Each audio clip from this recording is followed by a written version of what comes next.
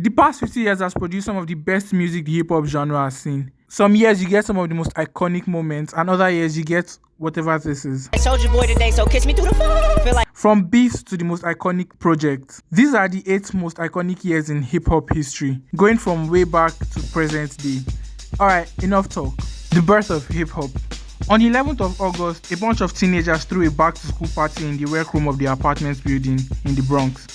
And presiding over it all was a DJ Kool Herc. Since then, hip hop has evolved and exploded.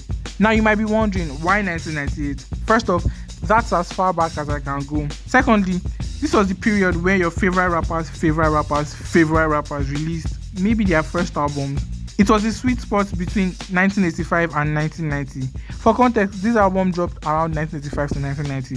Albums like King of Rock by Run DMC, The Great Adventures of Slick Rick, America by Curtis Blow, and at the same time, all members of the Big Three were born around this period. J. Cole in 1985, Drake in 1986, and Kendrick in 1987. Heck, Eminem was, I think, 15 or 16 around this period. So yeah, the next iconic year was bordering between 1992 and 1996. The albums in this era basically shaped hip-hop as we know it. The rise of JayZ, Nas, Tupac, Biggie, NWA was formed, Dr. Dre released The Chronic, Snoop Dogg released Doggy Style, Wu-Tang Clan and The Tribe Called Quest released 2 trailblazing albums, The Score. Plus, this was the same era we saw the start of Tupac and Biggie's beef.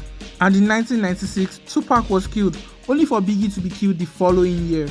One of the biggest beefs in history. Speaking of beefs, around this period, JayZ and Nas started their feud. All of these in one era. 2000. Hi kids, do you like Primus? Wanna see me stick 9-inch nails to each one of my eyelids? Probably the most competitive era of hip-hop happened around year 2000.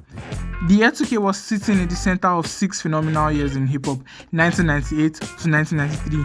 We had Eminem's historic 3 album run, Dr. Dre released 2001, The Miseducation of Lauryn Hill, The Blueprint, Get Rich or Die Trying, Lil Wayne debuted in 1999, plus the old Death Row debacle had died down.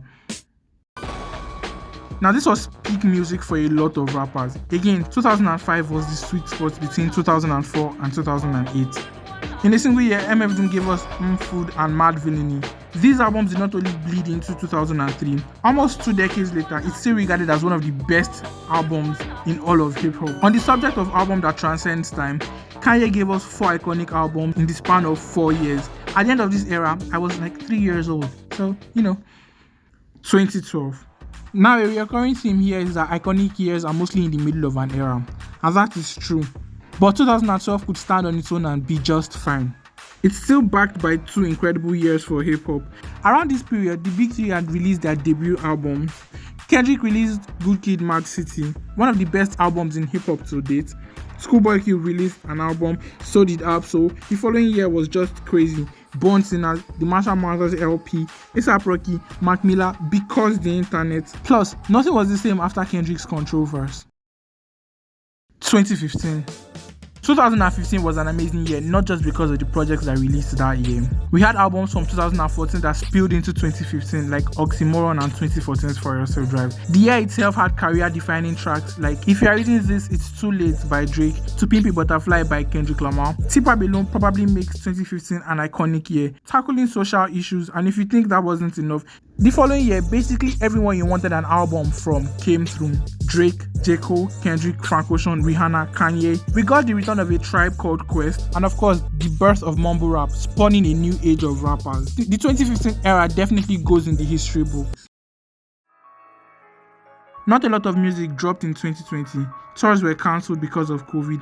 But then 2020 was sandwiched between 2018 and 2022. The rise of TikTok meant songs from 2018 and 2019 were pulling incredible numbers.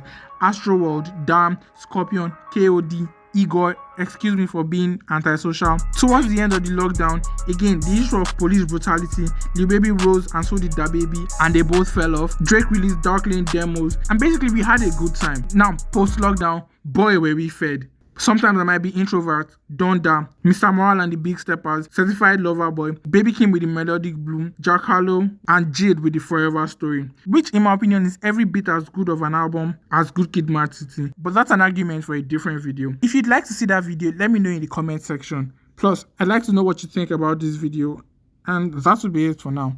Thank you for watching. Peace.